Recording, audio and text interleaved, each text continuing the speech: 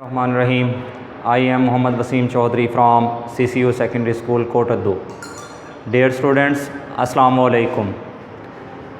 Today we are discussing about 10th class physics, unit number 18, atomic and nuclear physics. Our topic is nuclear fusion reaction.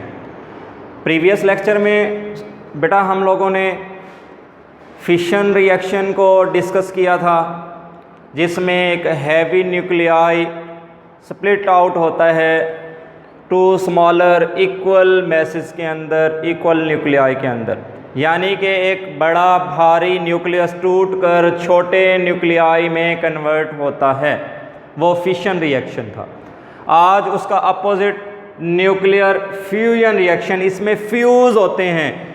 आज वाले topic में fusion reaction में दो छोटे nuclei मिलकर fuse होकर आपस में मिक्स होकर एक बड़ा हैवी न्यूक्लियस बनाते हैं। इस प्रोसेस को न्यूक्लियर फ्यूजन रिएक्शन बोलते हैं।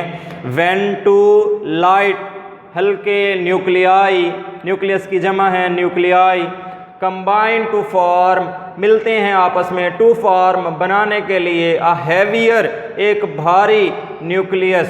The process is called nuclear fusion reaction. Previous में हमने कहा था कि एक हैवी न्यूक्लियाई ब्रेकअप करके टूटकर दो छोटे न्यूक्लियाई में तब्दील होता है। आज के इस टॉपिक में हम कह रहे हैं कि दो छोटे न्यूक्लियाई मिलकर फ्यूज़ होकर आपस में मिक्स होकर एक बड़ा मॉलिक्यूल, बड़ा न्यूक्लियस बनाते हैं। तो इस प्रोसेस को न्यूक्लियर फ्यूजन रिएक्शन कहते हैं। हाइड्रोजन के दो आइसोटोप्स की मिसाल दी। ड्यूट्रियम और ट्रिटियम आपस में मिलते हैं, फ्यूज़ होकर हीलियम का न्यूक्लियाई बनाते हैं और बहुत ज़्यादा एनर्जी खारिज होती है। हमारे पास सूरज से और सितारों से जो रोशनी, जो एनर्जी हासिल होती है, वो फ्यूजन रिएक्शन का नतीजा है। उसके नतीजे में पैदा होने वाली एनर्जी यहाँ पर हमारी ज़मीन तक पहुँचती है। सूरज से जो रोशनी आ रही है, जो रिएक्शंस हो रहे हैं सूरज पर, वो फ्यूजन रिएक्शंस हो रहे हैं। और फ्यूजन रिएक्शंस को स्टार्ट करने के लिए बहुत ज़्यादा एनर्जी रिक्वायर्ड होती है। बहुत ज़्यादा एनर्जी के जहाँ पर मौजूद होती है, जिस सरफेस पर मौजूद होती है, वहाँ पर फ्यूजन रिएक्शंस जो हैं वो टेक प्लेस करते हैं। Temperature at the centre of sun, वो कहते हैं सूरज के मरकज़ पर, सेंटर पर जो टेम्परेचर होता है वो 20 मिलियन केल्विन, 1 मिलियन 10 लाख का, वो कह रहे हैं 20 मिलियन केल्विन जो है वो टेम्परेचर है। कहाँ पर? सूरज के, सन के सेंटर पर, मरकज़ पर। वहाँ पर जितने रिएक्शंस परफॉर्म होंगे वो सारे के सारे फ्यूजन प्रोसेस का हिस्सा हैं। उसमें छोटे छोटे न्यूक्लियाई मिलकर एक हैवी न्यूक्लियाई बनाते हैं, हैवी न्यूक्लियस बनाते हैं और greater amount of energy release होती है। वो बता रहा है 4 हाइड्रोजन एटम्स आपस में मिलकर जो है वो फ्यूज़ होकर, इकट्ठे मिलकर together to form helium, helium बनाते हैं। और जब 4 हाइड्रोजन एटम्स मिलकर फ्यूज़ होते हैं, एक वो इवेंट बनता है, एक वो रिएक्शन बनता है, तो उस एक रिएक्शन के नतीजे में 25.7 25.7 mega electron volt energy release होती है, तो एक इवेंट में। तो यहाँ पर ये छोटा सा टॉपिक बेटा इक्वेशन के लिहाज से, शॉर्ट के लिहाज से मोस्टली ये इम्तिहान में आता है। आपको इक्वेशन भी याद हो, एनर्जीज या ऑब्जेक्टिव के लिहाज से आपको इनका पता होना चाहिए। नेक्स्ट जो हमारे पास है एज ए लॉन्ग भी आता है, हैज़र्ड्स ऑफ रेडिएशंस। रेडिएशंस जो हमने पढ़े हैं अल्फ़ा, बीटा, गैमा की सूरत में खारिज होती हैं, उनकी ख़तरात, हैज़र्ड्स और सेफ्टी मेजर्स। सेफ्टी मेजर्स क्या हैं? उनकी जो हिफाजती इक़दामात हैं वो क्या हैं, कि ख़तरात क्या हैं, फिर उन ख़तरात से बचाव की तदाबीर, हिफाजती तदाबीर क्या हैं, वो दोनों डिस्कस करनी हैं।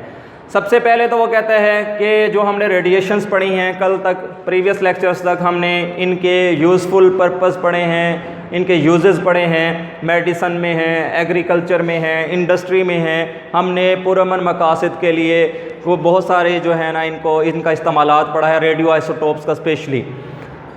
आज उनकी हमने पढ़नी है हैज़र्ड्स के क्या क्या ख़तरनाक किस हद तक होती हैं। रेडिएशंस बर्न्स वो कहता है जला देती हैं, स्पेशली अल्फ़ा बीटा। ये स्किन जो है, जिल्द जो है, रेडनेस ऑफ स्किन जो है, ये भी इसी रेडिएशंस की इमिट होने की वजह से कि जहाँ से सोर्स है और वहाँ से रेडिएशंस इमिट हो रही हैं, खुदा ना खास्ता किसी की बॉडी पर पड़ गई हैं तो स्किन को जला देती हैं। स्टेरिलिटी यानी इनएबिलिटी टू प्रोड्यूस चिल्ड्रन। ज़्यादा अगर कोई शख्स रेडिएशंस वाली जगह पे रहता है तो वो या वहाँ पर अगर उस पर असरअंदाज हो जाती हैं रेडिएशंस तो इनएबिलिटी टू प्रोड्यूस चिल्ड्रन, तो उसमें जो है वो ये वाली स्टेरिलिटी जो है प्रॉब्लम क्रिएट हो जाती है कि वो एबल नहीं होता कि अपनी जनरेशन जो है वो आगे मज़ीद बढ़ा सके। जेनेटिक म्यूटेशन क्या है? जेनेटिक म्यूटेशन भी हो सकता है कि अगर प्लांट्स में भी और ह्यूमन बीइंग्स में भी कि अगर बच्चे पैदा हो रहे हैं तो वो कोई ना कोई जेनेटिक तौर पर डिजीज़ का सामना होगा, उनको पैदाइशी तौर पर कुछ बीमारियों का सामना होगा, वो भी रेडिएशंस के ख़तरात में से कुछ ख़तरात हैं। ल्यूकेमिया यानी कैंसर ऑफ ब्लड सेल्स यानी हमारे पास हैज़र्ड्स ऑफ रेडिएशंस में एक हैज़र्ड ये भी है कि अगर सोर्सेज जो हैं कहीं पर रखे हुए हैं और वहाँ पर ह्यूमन बॉडी जो है वो इफ़ेक्टेड हो गई है, मुतासिर हो गई है, तो कैंसर ऑफ ब्लड सेल्स जो हैं उसमें कैंसर का पैदा होने का भी ख़तरा होता है। ब्लाइंडनेस, कलर ब्लाइंडनेस और इस तरह से और भी ब्लाइंडनेस जो हैं, जितनी भी टाइप्स हैं ब्लाइंडनेस की, वो भी इफ़ेक्टेड यानी हमारी विजन जो है, आई साइट जो है वो मुतासिर होती है रेडिएशंस की वजह से।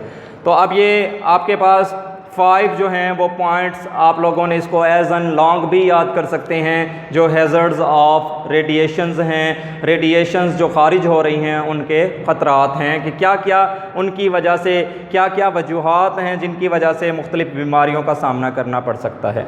सेफ्टी मेजर्स, हिफाजती तदाबीर क्या हैं इनसे बचाव के लिए कि डिज़ीज़ से भी बचना है और एक्सेस अमाउंट ऑफ रेडिएशंस से भी बचना है, तो क्या होगा? Sources should be used carefully.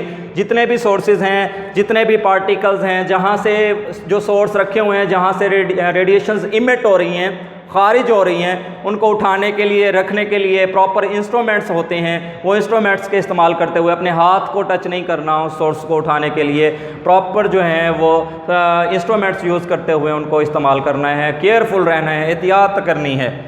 Rubber gloves जो हैं, रबर ग्लव्स और हैं यूज़ करने हैं कोई भी एक्सपेरिमेंट करते वक्त, और जो है पूरी किट मिलती है साइंटिस्ट को। आपने देखा होगा स्पेशली टीवी पर और मुख्तलिफ मूवीज़ में जब वो साइंटिस्ट वर्क कर रहे होते हैं, रेडियो एक्टिविटी पर वर्क कर रहे होते हैं, एटॉमिक बम जो हैं जहाँ पर एटॉमिक रिएक्टर्स जहाँ पर हैं वहाँ काम कर रहे होते हैं, तो आपने देखा होगा एक मखसूस किस्म का वाइट कलर का उनका जो है पूरा लिबास होता है, पूरी किट होती है जिसके अंदर वो महफूज होते हैं ताकि रेडिएशंस जो हैं वहाँ अगर बाई एटमॉस्फेयर वो इमिट हो रही हैं तो वो उनकी बॉडी उससे मुतासिर ना हो। और कोई भी एक्सपेरिमेंट करने के बाद लाजमी तौर पर अच्छे अंदाज में हैंड वॉश करना चाहिए।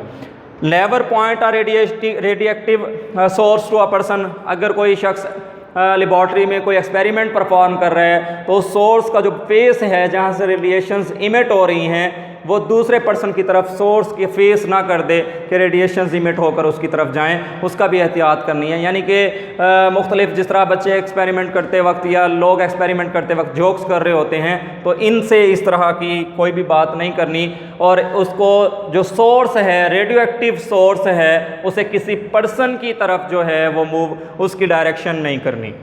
Not visited to radioactive sources areas, यानी कि प्रॉपर रेगुलरली विज़िट नहीं करना किसी भी पर्सन ने ऐसी प्लेस पर, ऐसी जगह पर जहाँ पर रेडियो एक्टिव रेज मौजूद हैं, रेडियो एक्टिव मटेरियल्स मौजूद हैं, रेडियो एक्टिव सोर्सेज मौजूद हैं, तो उस इलाके में विज़िट करते वक्त, उस इलाके में जाते वक्त एहतियात बरतनी है और बग़ैर किसी इमरजेंसी के, बग़ैर किसी ज़रूरी काम के वहाँ पर विज़िट नहीं करना। तो ये बेटा 4 जो हैं आपके सेफ्टी मेजर्स थे और ये 5 पॉइंट्स जो हैं आपके हैज़र्ड्स ऑफ रेडिएशन से, इनको आप प्रिपेयर कीजिएगा। Wish you best of luck.